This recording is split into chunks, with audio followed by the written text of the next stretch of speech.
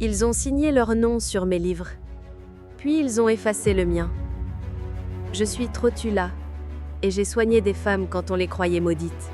J'ai regardé dans les yeux la douleur que les hommes appelaient punition divine, et j'ai dit non. Ce n'est pas un péché d'être femme, ce n'est pas une malédiction d'accoucher, de saigner, de ressentir. Je suis née à Salerne, là où les savoirs d'Orient et d'Occident s'échangeaient en secret, là où la médecine arabe se mêlait aux textes latins. J'ai grandi parmi les manuscrits, entre les traités de Galien et les parfums d'herbes écrasés dans les bols de céramique. On m'a appelée docteur, maîtresse, sorcière. Mais ce que je voulais, c'était comprendre, soulager, nommer. Car tant que le corps de la femme était silence, on pouvait tout lui faire subir. Alors j'ai écrit des mots simples, pour que d'autres femmes sachent ce que leur mère ignorait. Mais plus tard, quand mes livres ont circulé dans les universités d'hommes, on a dit qu'ils étaient trop bien écrits pour une femme. Trop précis, trop utiles, trop scientifiques. Alors, ils m'ont renommé. Ils ont signé Trotus, un nom d'homme, et j'ai disparu.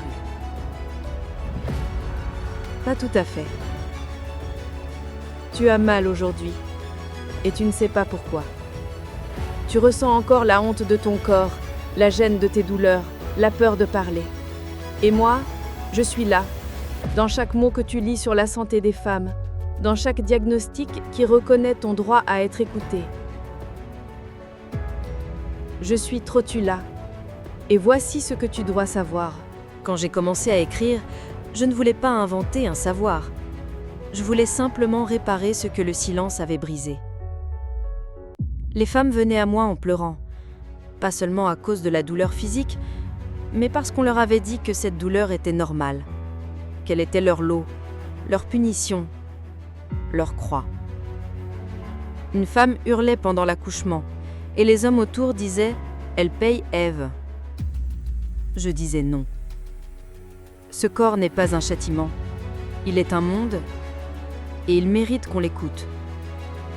J'ai rédigé des traités entiers sur les menstruations, la grossesse, les saignements, les humeurs, les fièvres silencieuses que nul ne voyait. J'ai parlé de plantes, de bains, de soins qu'une femme peut administrer à une autre, parce que parfois, le savoir doit passer de main à main, non de trône en trône. À Salerne, j'enseignais. Oui, j'enseignais. À des hommes, à des femmes. Et mes mots traversaient les murs de l'université là où peu de femmes entraient. On me respectait, on m'écoutait, jusqu'à ce que ce respect dérange. Car une femme qui sait, c'est une femme qu'on doit faire taire. Et c'est ce qu'ils ont fait. Peu à peu, dans les copies de mes manuscrits, mon nom a disparu. Certains ont dit « Ce texte est d'un certain Trotus », comme si l'idée même qu'une femme puisse écrire cela était impossible. Ils ont volé mes mots, mais pas mon héritage. Si aujourd'hui tu peux nommer une douleur intime, si une sage-femme peut te parler sans peur, si un médecin reconnaît ton corps comme un sujet et non un objet, alors tu m'as retrouvé. Je suis Trotula, et mon nom revient, là où il n'aurait jamais dû être effacé. Certains disent que je n'ai jamais existé, qu'une femme comme moi ne peut être qu'un mythe, une compilation, une invention. Mais quand on nie l'existence d'une femme, ce n'est pas son corps qu'on efface, c'est sa voix. Je ne suis pas seule. Avant moi, d'autres avaient été réduites au silence. Et après moi, d'autres ont continué à soigner dans l'ombre, à écrire sous des noms d'hommes, à inventer dans des langues interdites. Mais ce que j'ai laissé était trop précis pour être ignoré. Même eux, ceux qui ont signé à ma place, n'ont pas pu changer mes formulations. Car ce que j'ai écrit venait de l'observation, du soin réel, de la chair et du sang, pas des spéculations théoriques des académies.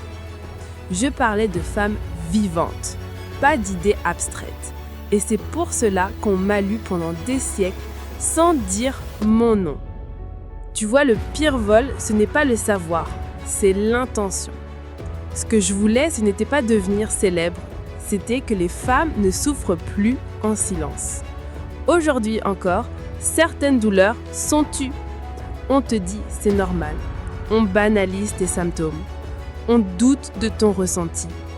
Mais chaque fois qu'une femme ose dire « j'ai mal », je ne comprends pas ce que vit mon corps, je veux savoir, elle réveille ma mémoire. Je ne suis pas une statue, je suis une trace. Et tant que tu continues à chercher, à demander, à écouter, alors je vis. Dans chaque question que tu poses sur toi-même, je suis là, comme une réponse oubliée qui attendait juste qu'on la relise. Il y avait dans ma pratique quelque chose qu'ils n'ont jamais compris. Je ne soignais pas seulement avec des recettes, je soignais avec des mots. Car quand une femme vient à toi, brisée par des douleurs que personne n'écoute, ce qu'elle attend, ce n'est pas un remède immédiat, c'est qu'enfin quelqu'un lui dise « je te crois ». Je te crois quand tu dis que cette douleur te suit depuis des années. Je te crois quand tu dis que tu as cherché sans trouver. Je te crois même si aucun homme ne t'a cru avant.